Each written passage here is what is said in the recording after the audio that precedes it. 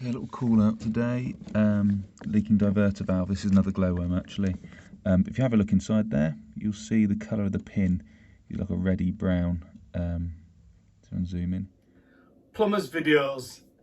Elliott's back.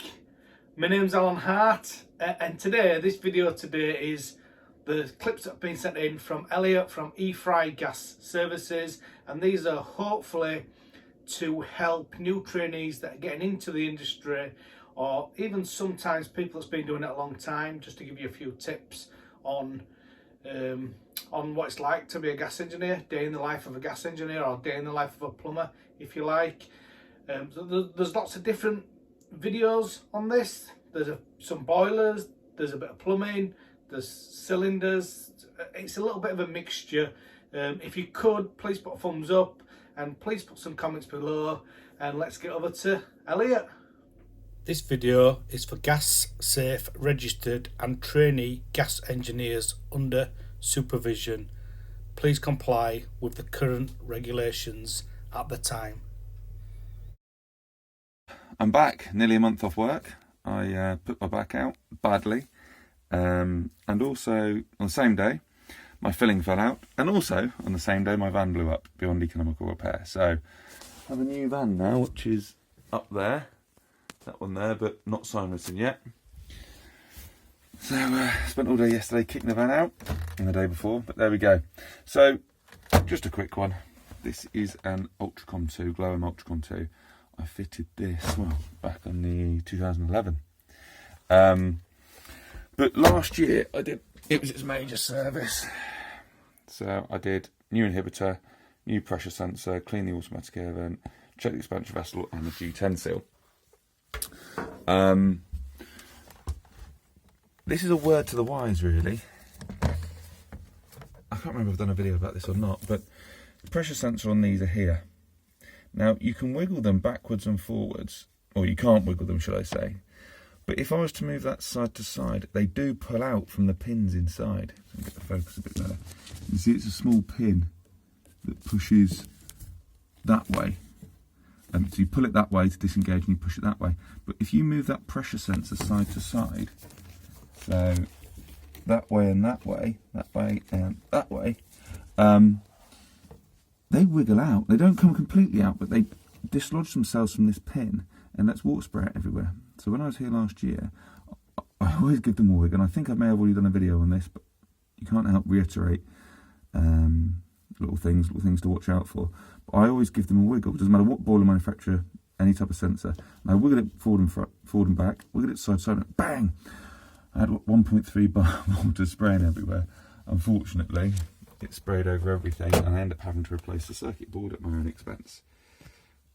Luckily, I carried the circuit board. In fact, I'm almost certain I did a video on this. But it's, yeah, just a heads up really, because someone may have not watched that video, and someone may give them a wiggle out of course. So, yeah, just trying to do that. And the other thing, the Ultracom 2's, the pressure relief valve facing upwards is brilliant, because if there is some water left in it, the water will come up and down the pressure relief pipe, and you can take this off, clean the seating, grease it and refit it. More often than not, I find that I can grease the reseating, the rubber on the bottom of the pressure relief valve, not just on this glowworm but on many boilers, rather than replacing the whole valve. Quite often you find that you don't need to replace it, the spring is still strong, unless it's been activated a hell of a lot. But yeah, just hopefully that helps out to some people. Today's going to be my first day back, as I say. I've got shed loads of work in, playing catch up, so I'll do a few videos for Alan.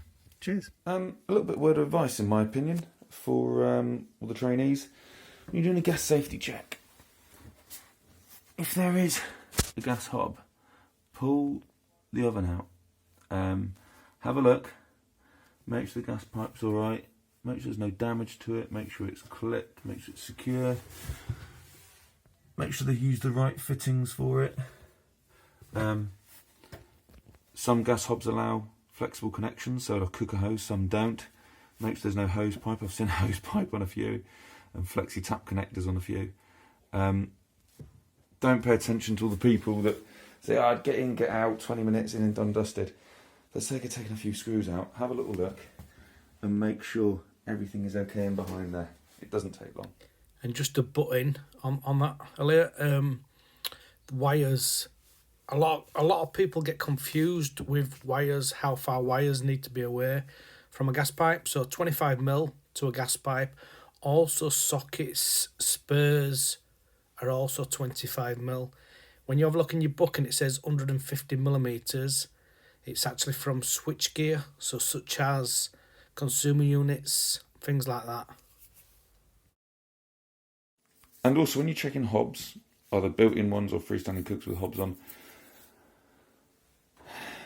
take them apart, make sure the injectors are good. But I've done a video on, or some pictures for Alan a year ago, but check this top plate. They will wear, if you can see how it's wearing around the edges, and on that edge there, that they will wear and they'll get pitted. And what you normally find, or I normally find, is I get holes. You can see that. Get the focus right, if I can get it in close. See the little bits there, look? And eventually they will get deeper and deeper and deeper and run all the way through, and then you'll have a really bad flame pattern. So have a little check of them. Make sure they're not too bad condition. Make sure they're not affecting the flame pattern. Because obviously they're affecting the flame pattern, they're affecting combustion. So another big one, don't just go, yeah, looks alright. Have a look, because it might be just that it hasn't popped a flame through a little hole. Have a little look. If it's getting thin, you pretty much know it's a chance to replace it. Always hold up against the sunlight if they are getting thin. But yeah, just another word to the wise for Alan. And the second job of the day is replacing this old ball valve that's passing in a massive loft space with some really unusual overflow. Block of flats here. Plumbing's not great in here. They don't do them neat, they just lay. Say hello, Dad. Hey? You on video? Say hello. Hello. Asbestos tanks there, and a lot of these through here have still got brass and copper floats. So, but great big loft spaces in these block of flats. But yeah, second job of the day. New ball valve, change it to a part 2 in a full tick. So this is old system. There's no bypasses on them. It's just ancient, but nevertheless, doing what needs to be done. I just thought, on this one, for those of you that don't know, so this is a full tick. So this is a hot water cylinder and the cold water storage tank in one. So very simplified. If I can stand back and not fall through the loft here. Very simplified. Simply put, this bit is a hot water cylinder as normal. Nothing changes. The cold feed pipe is there in the lagging, coming up. And this is your cold water storage tank. So it's just built on top of it, for those of you that don't know. And inside, you put your overflow through the side there, starting to blind things. Then you've got the vent, which is that little hole to the side. This one there. A lot of them are different, depends on the age of the cylinder. This one's ancient, so some of the Gled Hills, which I like the Gled Hills, come up and they've actually got a little hook on the bits and bobs. And then the cold feed is that pipe just down there. That cold feeds down the side of the cylinder in here and into the bottom of the tank. So it's very simple. Few people get confused by them. And that there is a little willy. Look at it. It probably looks like a little willy. Look at it. Call out today. Leaking diverter valve. This is another glowworm actually. If you have a look inside there, you'll see the colour of the pin is like a reddy brown. So I'll zoom in. Even if you can't see it drip, I don't know, I can get the focus on. Sorry. If you can't see them drip underneath, you can see the colour of the pin normally changes to quite a browny colour. And you can see the bit of staining on the bottom there, look, in brown. So it's a nice, easy way to do them. On these particular ones, they're absolutely doddle to change. One screw up there, one screw down there. New valve here, and they just plug straight in. Remember to really grease the O-rings. You need to fit the O-rings, 2 different sizes. They only fit in one way. Give them a good grease up before you push it in. And also when I take this out, clean the inside of the seating for everything. Don't just push this straight in, because if there's any dirt, grub, or bits of rust, it will cut the new O-rings we're putting in. So give them a good clean inside. So here's a good little one, guys. So I'm just doing the landlord's gas safety check. I'm not going to service this fire because it's super clean. I'm just going to do a landlord's gas safety check. So I'm checking the burner pressures, which 16.6, which is all fine because we're allowed to be 17.3 plus or minus 0.75. So it just comes across 16.7. So it just comes in on the allowable drop there. One thing to notice when you're doing gas fires, there's a serving hatch there, and in the kitchen is an extractor fan. So I've tested the gas fire with all the doors and windows closed. I've done a flue flow test, let's ignore that. So I'm doing the spillage test. All the doors and windows closed. Doors, windows, everything. One of the conservatories closed as well. Done the spillage test, we're all good. But then I've done the test with the serving hatch open, with the kitchen door closed, and all the other doors, windows and doors closed, but the extractor fan running. You've got to remember that the extractor fan is also drawing air out of the property, and exactly what the chimney's trying to do is pull fumes, or let's say just air, out of the property as well. So they're both forcing against each other. So remember to do your spillage tests with the extractors working and not working, because the differences can be rather fatal. On this particular fire, it's 20 mil in, 20 mil down from the little hood there, and you can see on that one that whizzed right up there. You had no problem at all. So make sure you check for extractor fans, and run through your Viper books or your reg books what happens if you do get spillage when the extractor's running, how to get over it. Quick hint, the way to test it is opening a window and then calculating your free air space and putting a vent in. Okay, cheerio. And for the eagle-eyed amongst you, wooden shelves above gas fires. Check your clearances. This actually isn't to manufacturer's spec, but there's no signs of heat damage or scorching on it, and there hasn't been in the 7 years I've been looking after this property. But it doesn't mean that I'm not looking for it. Just because it's been all right for 7 years doesn't mean I'm not looking up here every year to make sure there's nothing untoward. And actually part of the changeover in between tenancies, the landlord here knows to check for any burning and scorching. I've advised them. So yeah, always check your clearances to manufacturer specifications, above, to the sides, and on the hearth. You've seen this one's got a wooden plinth, but that is over 300 from the front of the fire anyway. But even so, I always still check it, any scorch marks, any burning. Hopefully that helps some of you out there. To inspect the flue, on this one it's open up inside. I'm trying to get my hand in there. You can see up there, you can get your small endoscope or your phone up there to have a look. I know, and I've done that, taking pictures, it's all clear inside. So here's a good one. Who would be comfortable fitting that flue there?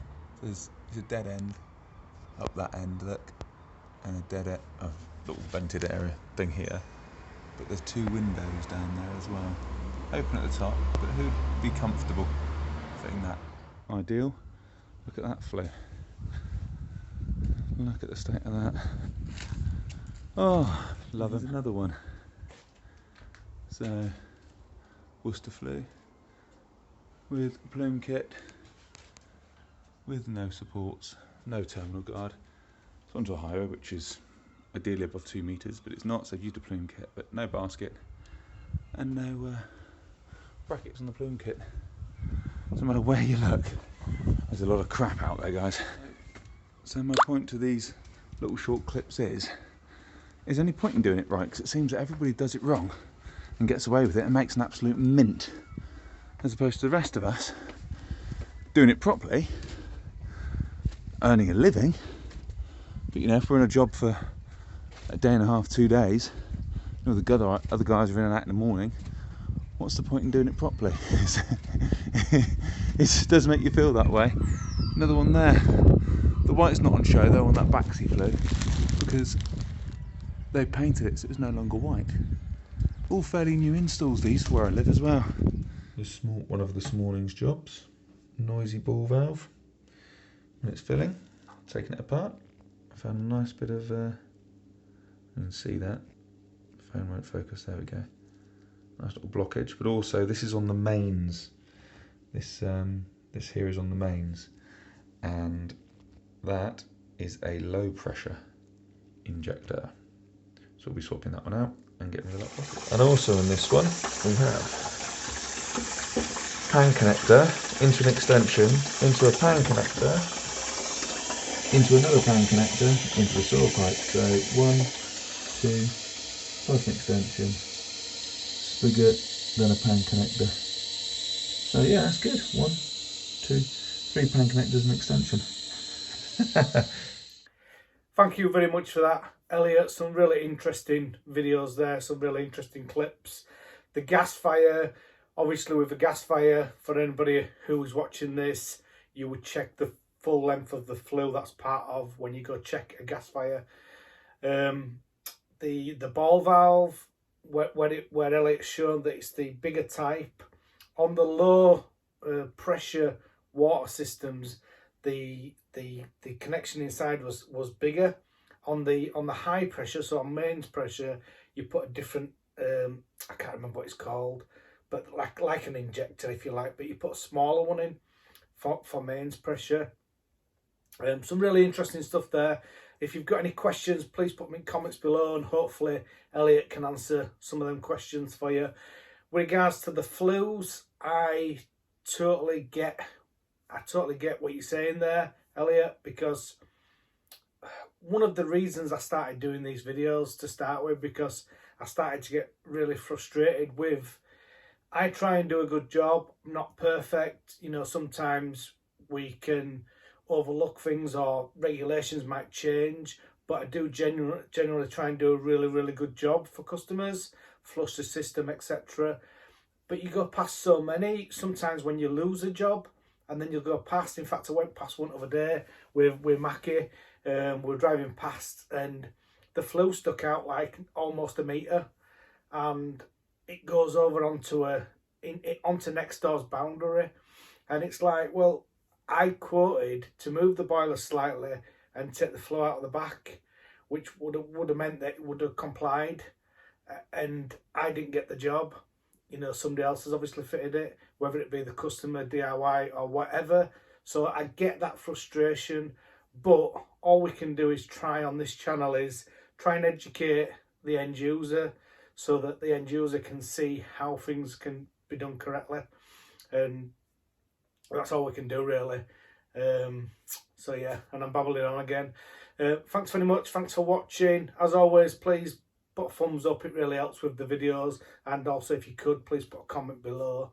And yeah, thanks for watching.